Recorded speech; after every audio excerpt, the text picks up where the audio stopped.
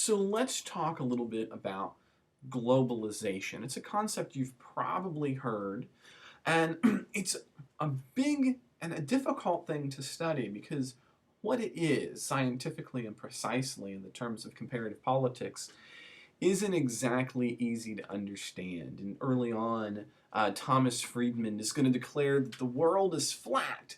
And then he's going to say flat, hot, and crowded. And others are going to call the world to be spiky. And there's all these questions about what globalization is. But at a basic level, it's going to be about interconnections that cross national and state boundaries. And so let's be a little bit more explicit with this and turn to Peter Evans. Peter Evans, he's going to write extensively about what he calls the collapse of the state. And what he means by this is that the state structures that we have been studying so in depth here in this class, he says are kind of falling away to the growing and relative weight of the transactions and organizational connections that cross national boundaries. And this crossing of national boundaries, is the cornerstone of globalization. And that this breaks down the power and the ability of sovereign states in kind of the Weberian terms that we have looked at, where they're these actors that are independent from foreign influence or internal rivals, right? Because if you have things coming into your country from other countries, well then how sovereign are you really? Other scholars, though, and we're going to have to think about this, are going to say, but wait a second. Since the dawn of human existence, haven't people interacted across borders and long distances, right? Colonization and colonialism definitely took place across borders. We didn't think states didn't matter. Trade routes are a very old invention. So is globalization actually something new? What is it that makes these transactions different? And for most scholars, and the two scholars we're going to focus on are Robert Cohane and Joseph Nye, these guys are going to argue that those earlier interactions in the colonial era were thin interactions versus globalization, which is a thick interaction. So what do they mean by thin? Thin means that the individuals involved in these transactions were only a few number of peoples and individuals. The connections might have been wildly extensive, but they didn't affect lots of people, right? So for instance, your average worker in the United Kingdom was not involved in the kinds of globalization transactions that we think of today because it was thin connections, right? Maybe just the wealthy crust were dealing with these kinds of connections. And thick, in contrast, so a thick connections, or what they're going to call globalization, means that they're deep and extensive web of relationships between many people. So I have colleagues all around the world. I have a colleague in Uzbekistan, in Kazakhstan. I have a colleague who's in Russia. I have a colleague who's in Italy. This is true, actually. I do. And we have conversations about things all the time. I keep up with their kids and their pictures, and we do some research together. Not only that, but I have colleagues all over the United States and all over the country, and these happen all the time to me and to you and to everyone else. And that this thick connections across vast distances, that is what makes globalization unique. So globalization are these thick connections, according to Cohane and Nye. Now, so let's think a little bit more deeply about the thick connections and the things that go on with thick connections. Because thick connections, according to Colin Hay, is that you're going to get these rapid connections between wealthy countries, and we're going to call these hyperglobalization, so that there's a convergence of policy. So for instance, if you live in the United States, the policies won't be that different from the United Kingdom, which won't be that different from France, which won't be that different from Germany, because there are so many connections between so many people that if you were too different, you wouldn't actually fit with the rest of all of these thick connections. And we call this kind of hyperglobalization the convergence of political policies. And oftentimes we're going to see these policies emerging most prominently around trade issues. And so what we want to think about a little bit about globalization is the different ways that the thick connections that convergence applies across a number of different areas. And one is going to be trade, and another is going to be culture, and another is going to be warfare and violence. So let's start with trade. Thick globalization is often primarily something that we think about in terms of international markets, right? You start talking about globalization and we think money or the transfer of capital across state borders. Now, capital is economic production. It's a factor consisting of accumulated wealth or financial resources available for investment. It is monies and financial resources that are available to be put towards some kind of production. That's capital. And today, capital is not restricted to being entirely in one country. So, for instance, if you have a retirement fund, you probably have invested your money in a number of mutual funds that own stock. This is the way you produce one of the ways you can produce capital in countries around the world or in countries that operate around the world. So even just little individuals like ourselves can easily move our resources all over the globe. And this really leads to very unique market situations and unique trading patterns. So a call center in India, for example, can be an entire company's kind of PR location for where you're going to call in for issues and tech support, right? It can be one location in India. They don't have to place it in the United States to field calls in the United States. It can happen anywhere. Or a wealthy individual who travels to Thailand for cheaper plastic surgery. This increased international trade has led to issues of what we're going to think of as being outsourcing, offshoring, and countries attempting to look for competitive advantage.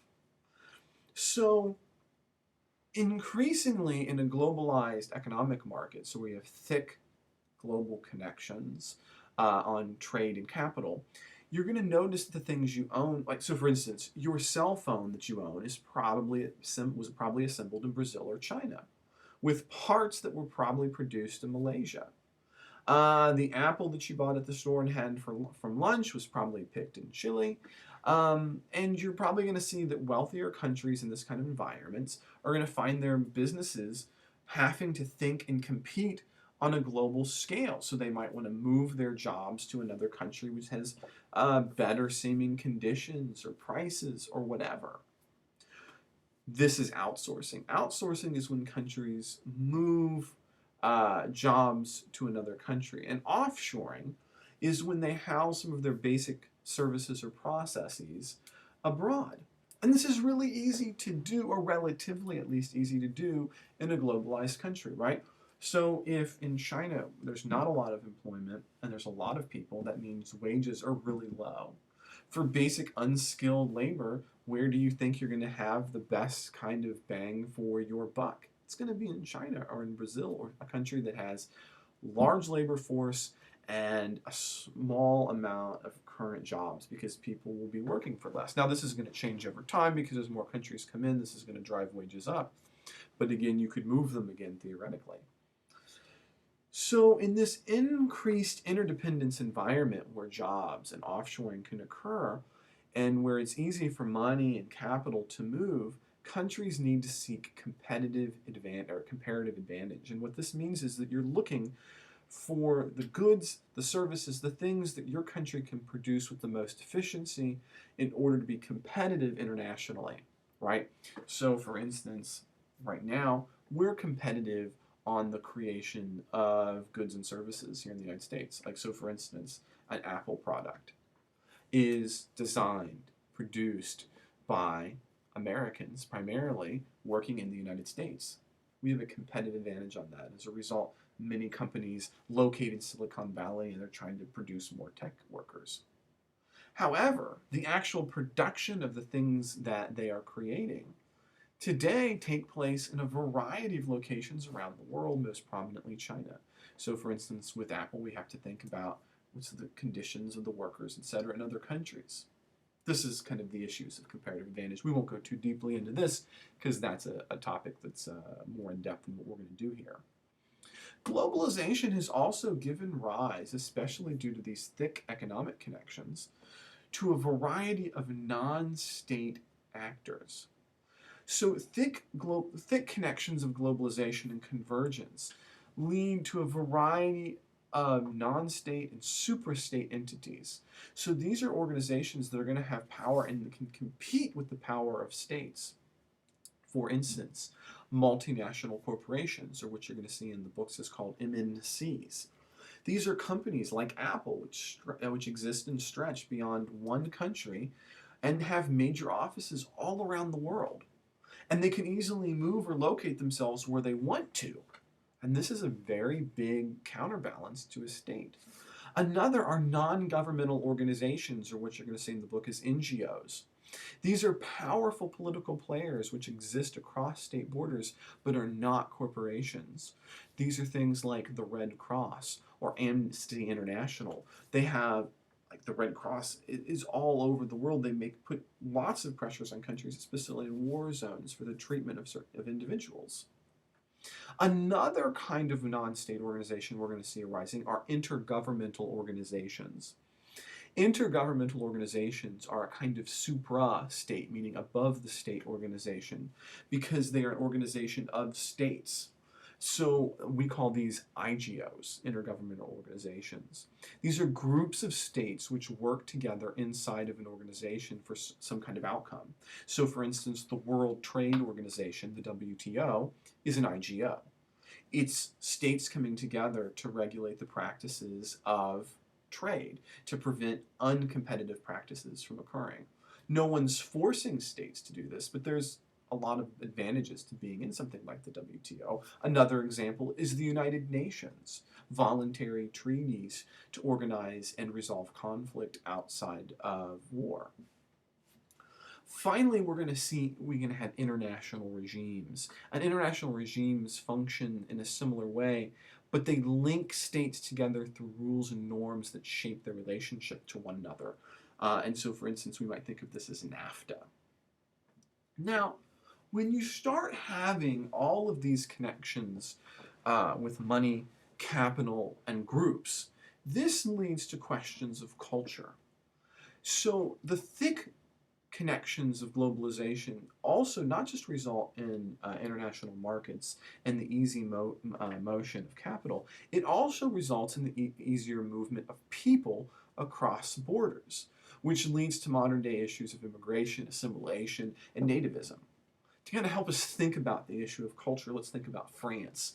In the 19th century, France is going to be a lead globalizer, and French influence is going to be seen in societies around the globe, from the way they use language to the architectural touches you see in their colonies.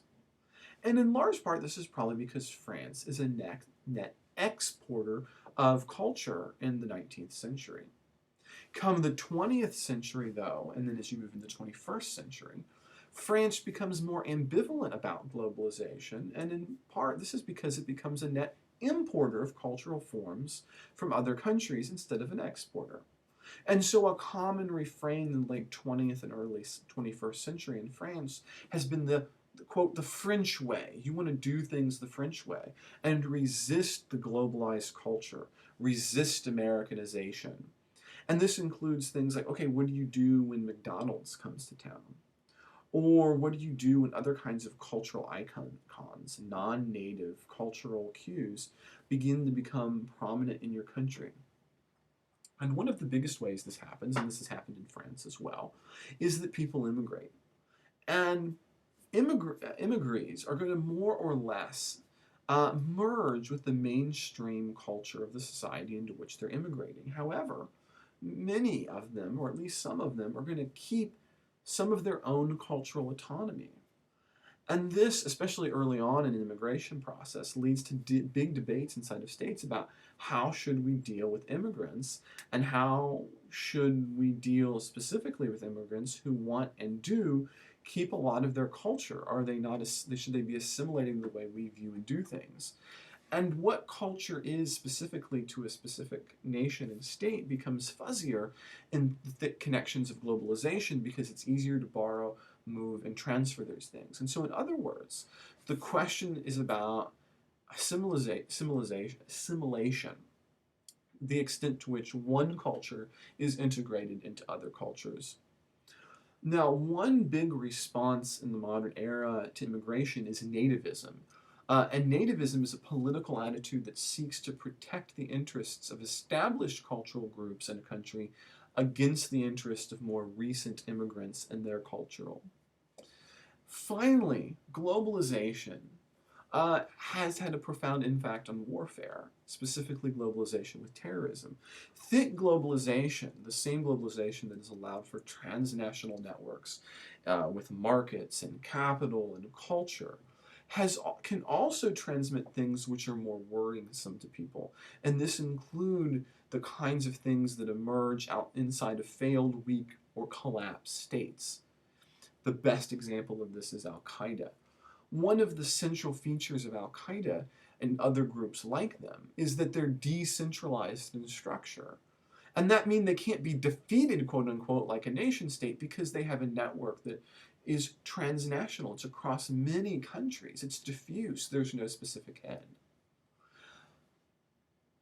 This means that modern warfare, contemporary warfare, has also been impacted by the profound reach of the thick connections of globalization.